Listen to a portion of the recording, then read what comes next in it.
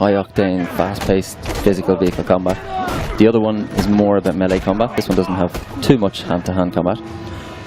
But in this one, you are going to start off by capturing or upgrading your Magnum Opus. Your Magnum Opus is your signature vehicle. Sure. And at the start of the game, Max gets taken down by Scrotus and his henchmen, his war boys. Scabrous Scrotus is like a warlord around the Gastown area of this world. Totally evil, power-hungry, treacherous, and so on. So he leaves Max for dead, strips him of his famous interceptor, which, like, the fans will be distraught to hear. Yeah, I'm distraught hearing that right now. There you go. So it's part of the story. Loses the interceptor, left for dead.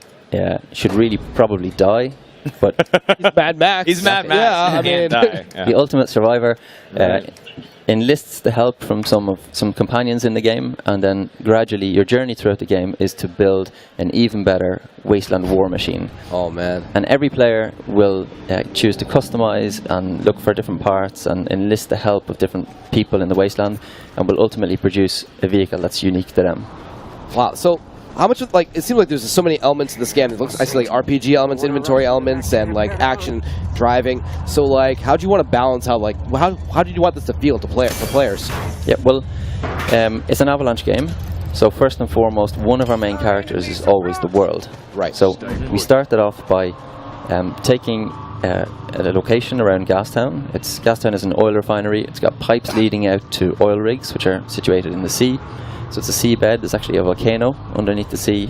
Harbour wall, industrial region servicing the Gastown refinery. There's an airport, there's a financial district, and so on. And then we threw the apocalypse at it. And we just teared it all down on concept, on paperwork. And that's really how we got, you know, something that should feel authentic. Now, you won't see that when you jump into the game first, but if you pay attention, if you really spend time exploring, you'll see telltale signs all the time, like sewer entrances, signs of, you know, an old disused subway, churches, and so on. And if you really are prepared to invest, you'll uncover some of these lost treasures. That's great. I love that ability to just kind of go around and explore and just find these like hidden treasures and just like other events.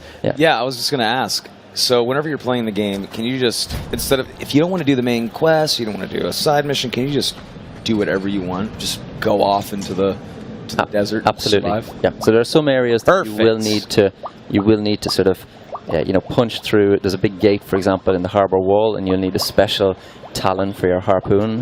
Again, the trademark Avalanche harpoon. Sure. To pull it down. There's a little bit of gating just to make sure that you don't just race to the finish line too quickly. Sure. But you can.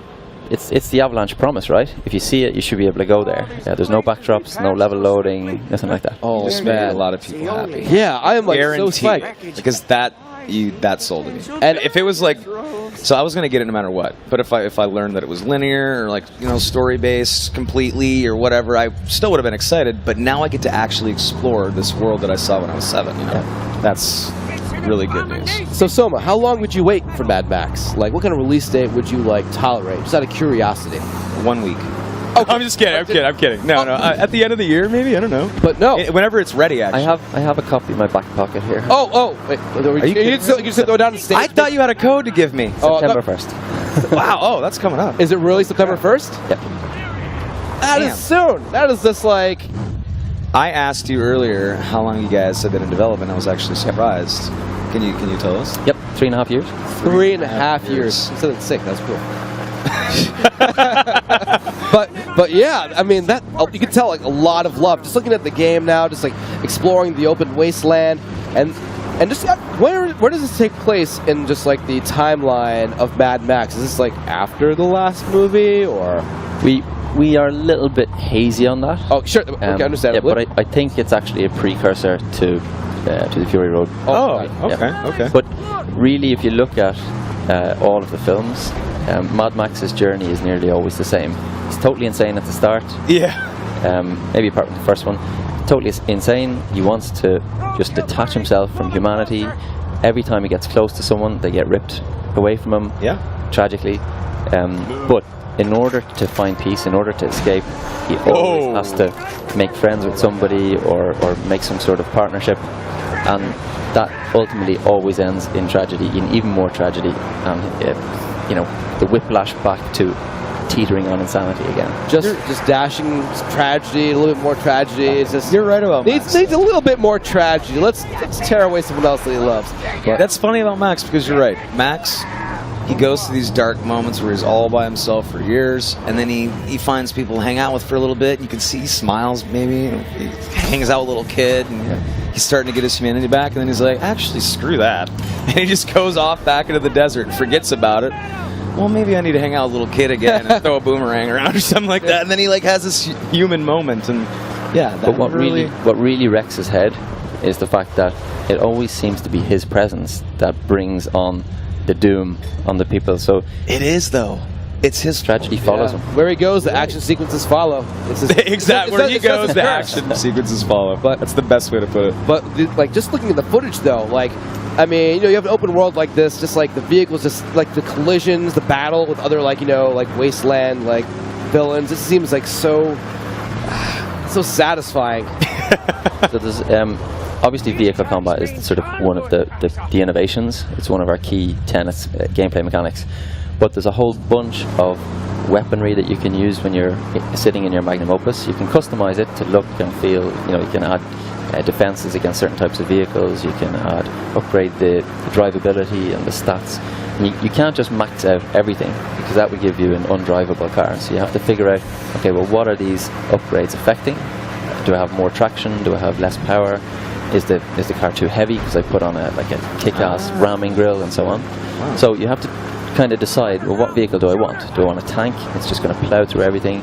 Do I want something that's nimble, can survive over, you know, rocky terrain and so on? And then there's a whole array of weaponry that you can use from within the magnum opus. In our demo today, we show you obviously Max's iconic shotgun. Right. But there's also he has a sniper rifle at the back. Chum Bucket, his Blackfinger mechanic, who's in the back of the magnum opus there that you can see now. He helps him by firing a bunch of different weapons, like the harpoon. He also mans what we call the Thunderpoon, unfortunately, Chris. That is awesome. Oh, yeah. The harpoon basically firing a thunderstick, a big incendiary explosive device. It's almost like a heat-seeking rocket launcher. You'll see... Thunderpoon? Yep. I love it. Hey, I got a question for you guys. So, if you guys were trying to survive in the apocalypse, what would be your weapon of choice? I'm throwing it out. I know it's left field. Wow. I just want to know. Curveball. I think it would probably be a bottle opener. I mean, you know, get thirsty, I guess. I mean, that's you get one weapon. The torture. Imagine you found a bottle of beer in the wasteland and you couldn't open it. The torture would kill me. What if Max is a badass though? He just twists it off with his eye, wouldn't he?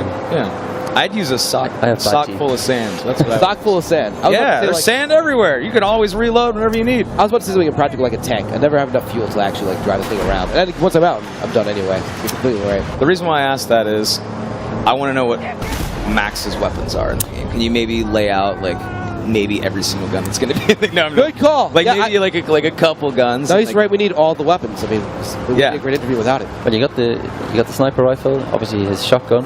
You've also got the vehicle has this harpoon which can launch thundersticks. He can pick up any melee weapon that the enemies have, including thundersticks. Anything they drop it, he can pick it up. They drop it, he picks it up. Love that. He has shivs, small kind of